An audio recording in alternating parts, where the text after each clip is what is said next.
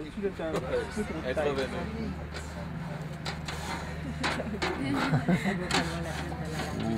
Ça a l'air. Dans le quartier, pas loin, à Saint-Jean, plus riche. Quand on veut s'informer sérieusement sur la vie de Jésus, c'est vraiment pas long avant qu'on soit confronté à sa puissance surnaturelle. Par exemple, on ne peut pas lire les récits évangéliques sans tôt ou tard faire face à ces phénomènes, ces prodiges qui nous dépassent de la part de Jésus. D'ailleurs, la réaction qui a été celle des témoins qui ont vu Jésus accomplir des miracles, elle est toujours la même, que ce soit la réaction de ses intimes qui connaissaient quand même assez bien Jésus ou encore des gens de la foule. Les gens se posent toujours la même question, mais qui est-il vraiment cet homme? Qui est-il pour accomplir des œuvres si extraordinaires? Les 4 évangiles, par exemple, nous présentent environ 36 miracles que Jésus a accomplis durant son ministère. Évidemment, on peut penser qu'il en aurait accompli beaucoup plus que cela. Et parmi ces miracles, il y en a bien sûr toutes sortes. Mais le plus fréquent, c'est celui de redonner la vue aux aveugles. C'est le miracle le plus fréquent de Jésus. C'est comme si Jésus ne pouvait pas supporter que les gens soient dans les ténèbres, que les gens ne savent pas où ils s'en allaient. Et il leur a redonné la vue. Il a même redonné la vue à un aveugle de naissance. Et cet aveugle a dit, a-t-on jamais entendu dire que quelqu'un ait redonné la vue à un aveugle de naissance? Comme si c'était un événement vraiment extraordinaire. Parmi ces miracles également, Jésus un jour a confronté les puissances déchaînées de la nature. Il était sur un lac, il y a eu une tempête, il s'est levé dans la barque, il a étendu sa main, il a parlé au vent et à la mer, c'est devenu calme immédiatement. Il a ressuscité des morts aussi. Ça, c'est les miracles les plus étonnants de Jésus. Il y a au moins 3 résurrections qui nous sont données dans les évangiles. Il y a le premier qui est la petite fille de Jaïrus, une jeune fille de 12 ans qui était atteinte d'une maladie mortelle. Jésus a été pris de compassion devant les insistances du père de cette jeune fille, on peut le comprendre. Il est entré dans cette chambre mortuaire, il a pris la main de la petite fille, il l'a ramenée à la vie. Un jour que Jésus traversait un village de Galilée, un village qui s'appelle Naïn, il a croisé un convoi funéraire, on allait mettre en terre un jeune homme, et ce jeune homme était le fils unique d'une femme qui était veuve. Et Jésus a bien compris que cette femme-là allait avoir un avenir de misère sans son fils. Il a touché le cercueil et il a redonné son fils vivant à cette femme. Et le miracle le plus étonnant de la résurrection, c'est Lazare, l'ami de Jésus, Lazare de Béthanie, qui était mort depuis 4 jours dans son tombeau. Déjà, on lui disait qu'il sentait. Et Jésus a crié, Lazare sort, et Lazare est sorti de la mort.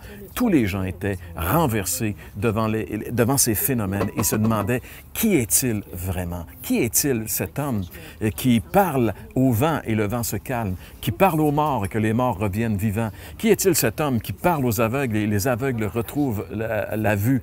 Qui est-il vraiment? C'est le personnage le plus important. Et chaque fois que Jésus a fait un miracle, l'ambiance était différente. Il était à un moment donné dans une chambre funéraire, il était dans un cimetière, il était sur un lac, dans un champ. Et même le premier miracle, il l'a accompli dans une ambiance vraiment festive. Il avait été invité à un mariage et au cours de ce mariage, il est arrivé un événement terrible et Jésus est intervenu. On en parle dans un petit instant. Voici sa page.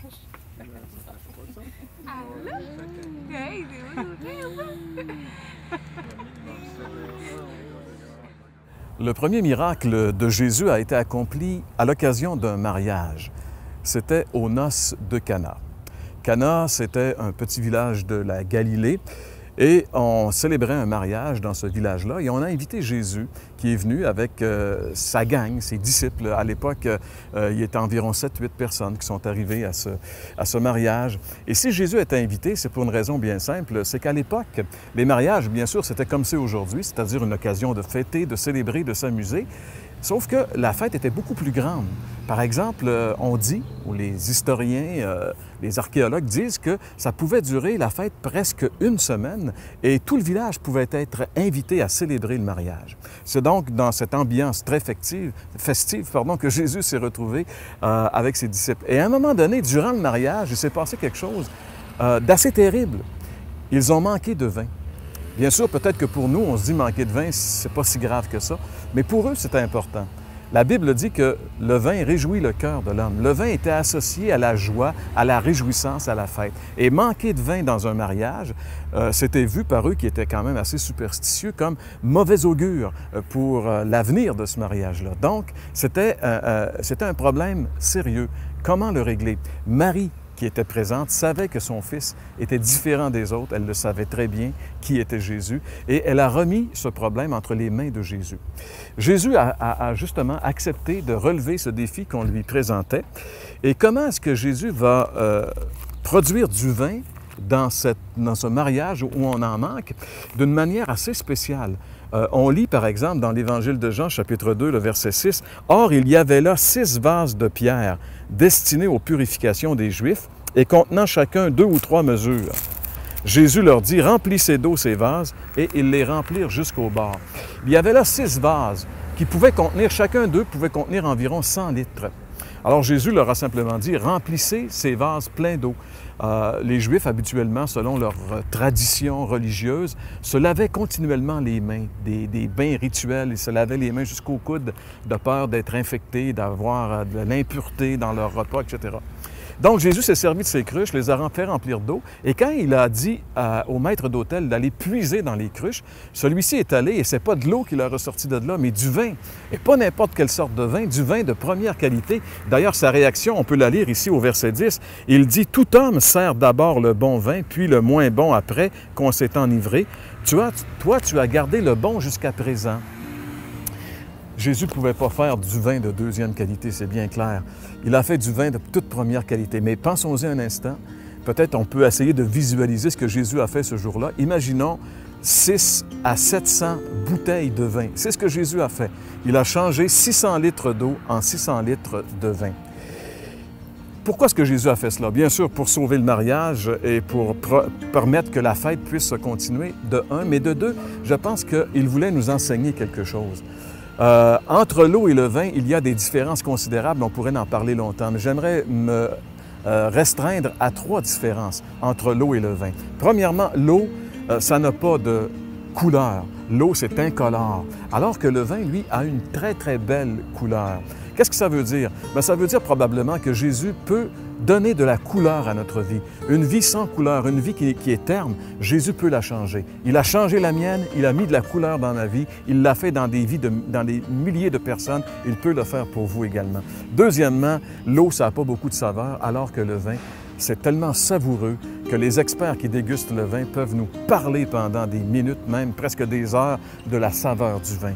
Troisièmement, l'eau, plus elle vieillit, de l'eau stagnante, plus ça devient infecte, alors que le vin, plus il vieillit, meilleur il devient. Lorsque Jésus change une vie terne, sans saveur, sans qualité, lorsqu'il vient dans cette vie pour la changer, il donne à cette vie de la couleur, de la saveur et de la qualité. Est-ce que Jésus a changé votre vie? Est-ce que Jésus a fait un miracle dans votre vie? Comme il a changé l'eau en vin aux noces de Cana, il peut faire la différence dans votre vie. Et pour ce faire, vous devez faire simplement comme les gens de Cana l'ont fait, inviter Jésus dans votre vie. Eux, ils ont invité Jésus à leur mariage et il a sauvé leur mariage. Et si vous invitez Jésus dans votre vie, il va sauver votre vie. Il va donner tout un sens nouveau. Il va vous donner une nouvelle vie. Et vous allez découvrir ce Jésus qui nous dépasse. Vous voulez approfondir votre réflexion suite à cette émission? L'Heure de la Bonne Nouvelle vous offre gratuitement un exemplaire du Nouveau Testament ainsi que le recueil de méditation quotidienne Bonne Semence. Pour recevoir le tout, écrivez-nous et faites-nous part de vos commentaires à l'adresse suivante: L'Heure de la Bonne Nouvelle, Case postale 2, Saint-Jean-Chrysostome, Québec, G6Z2L4. Vous pouvez également nous rejoindre par courriel hbn@abacom.com.